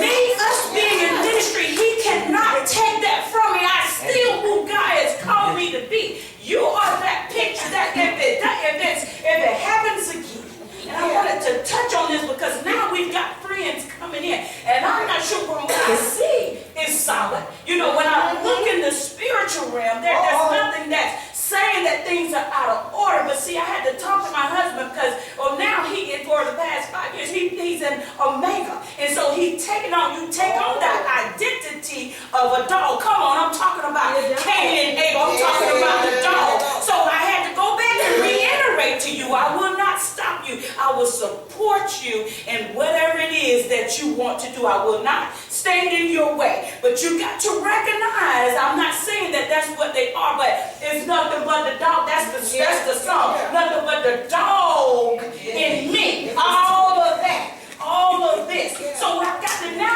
to be on guard because when the dog went the roof, I'm ready. I keep building because my identity is in the kingdom of God. And if it doesn't work, I said, you still gonna do. I still have assignment. Yeah. All right, come on now. You still have assignment. You still have to know. I know who I am. But what if it hit you like boom? And you in ministry. That's what I'm trying to tell you. I'm trying to tell you the truth what God loves. You in ministry. Ministry is growing. You in love with God. And you in love with what God is doing. And you believing in everything that this man is saying. You easy to say it, but them deuces don't come that easy. I just said. That's what I'm trying to tell you. Them deuces don't come that easy. You keep saying it. That's what I'm saying. I'm not saying you won't be able to do it. What I'm saying is, here's this. I pray you never have to do it. That's my prayer. That you never have to do it. But there are some that say, if he ever do it again, I'm leaving. But they find themselves putting roots down in ministry. And it's not that easy to pluck up a root and go. It's not that easy. So my prayer is that you never see that day. Because I don't want to see, after everything that I've been through, I remember, I don't want to ever see somebody deal with the pain of pulling up roots. I don't want to see that. So I want you to be, like you said a minute ago, eyes wide open. And I ain't saying you have to have a reason for that. I never want to see nobody go through that. That's my prayer. I believe in marriage. I believe in marriage. I really do. I don't want to see nobody hurt, which is why I would say, I'm going to fight for Lady Duff. She ain't got to get her hands dirty, call me. Don't do it. I don't want to see nobody go through that. First of all, don't try my brother. That's really what it's about. Don't try my brother. You just dirty. Back up. So, I'm going to fight. I don't want to see nobody go through that pain. I don't want to see nobody go through that disrespect. But if you find yourself there, can you do what you easily say you won't be able to do? It's not easy. It's tormenting. I believe, I think you're right. Can I ask a question? Because I'm listening at what y'all are saying, but in those situations, I know as a woman, sometimes when we go through things repeatedly, there's a process of separation within yourself before it even gets to that point. Yeah, so does that process make it easier when it comes to that point? Because we mentally and internally we detach when we're hurt. Yeah. As we go through hurt, you gradually pull away. So I can understand what she's saying. When it gets to that point that you got there, no, I've not gone through that situation in that aspect. But just as a woman, when you go through certain things, each time you hurt me, a piece of me gradually pulls away. Right. So when it gets to that point that I'm getting ready to say deuces, I've already separated from you mentally and spiritually because you've hurt me so much already. But what if you blindsided? That's different. I'm saying when you go through a process. That is the reality. Like, it's healing because sometimes when we understand, sometimes we can heal inside of a thing and on the outside of a thing. And I guess that's what I'm trying to say, because of relationship with God and the Holy Spirit. That's That's where I'm trying to get to. So once the boundaries have been set, I continue to work that relationship with God. I love God more than I love him. And that's the standard of the marriage. If he was here today, he would tell you he loves God more than he loves me. And it should be that way. And I just think that if we've been together as long as we've been through some stuff. So I think that the standard is set. Like, if this continues to happen, I don't say just over and over. I've always been strong-minded, strong-willed. And I guess that's what, and for me, being broken before, coming out of rejection, the things that I've had to endure in my life, that was enough for me to recognize who I was before. But before the marriage, so there's some things that I can't go back to. There's some things that I can't go through with him that I went through as a single mother. When I cheated on her father, he loved me more than life itself. And having to sit down and tell her, I'm sorry that I didn't know who I was. Well, I was a broken woman. Your daddy loved me, cried and begged. I had to go back to her and tell her the truth and apologize to her and sit in it. That's what Eve does. She sat in it. When she traded dominion, she had to go back and sit in that thing. And this is my second marriage. So what I'm telling you, what boundaries are established and you know then you can say. Yeah. Come on. Well, I love that you said that. Yes. I love that you said that, and I think that's a beautiful thing for you to acknowledge that between you and your husband and work the covenant. That's why I believe what you're saying. I just love the fact that you got to work this. Most women, when they marry, they don't say we have covenant. And that's what God honors. The threefold cord is not easily broken. And the covenant, man, listen, I love the fact that you can acknowledge that in your marriage. And just for that alone says to me, it's going to work like crazy. You understand what I'm saying? Because of the covenant that y'all are honoring, when most people are not even recognizing that there's a covenant there. That's powerful. Yeah. All right.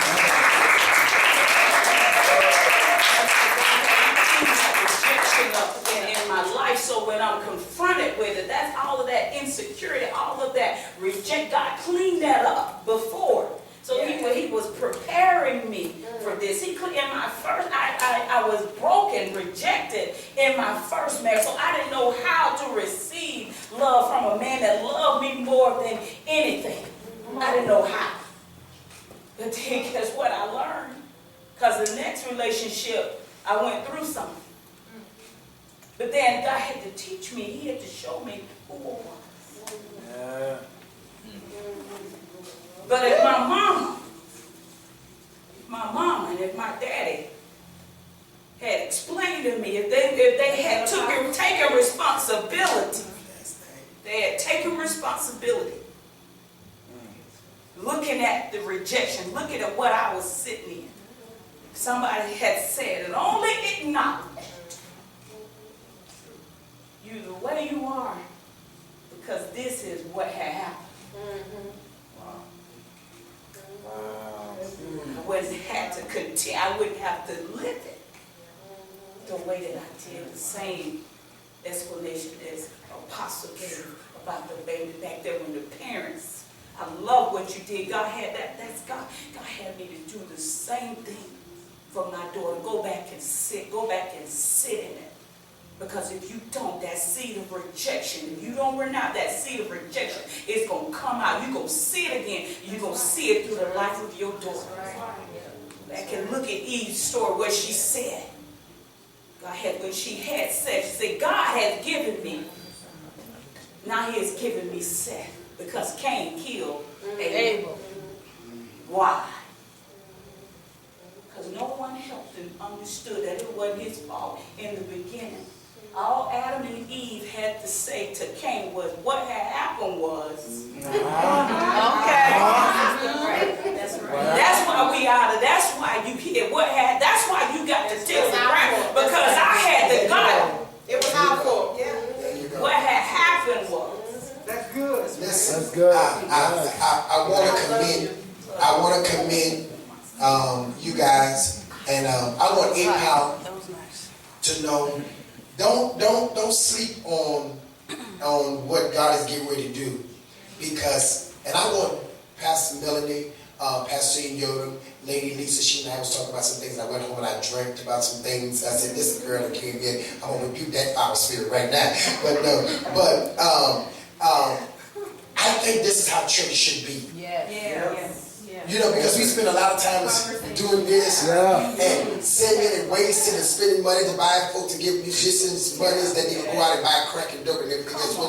And I think church should come to a place where we sit down and have conversations. So Jehovah's Witnesses are growing, the ministries are growing, the churches are growing, because this is what they do. They come in and they have conversation and they sit down to heal the church. To heal, and I love the music, I love the good singing, God knows I do.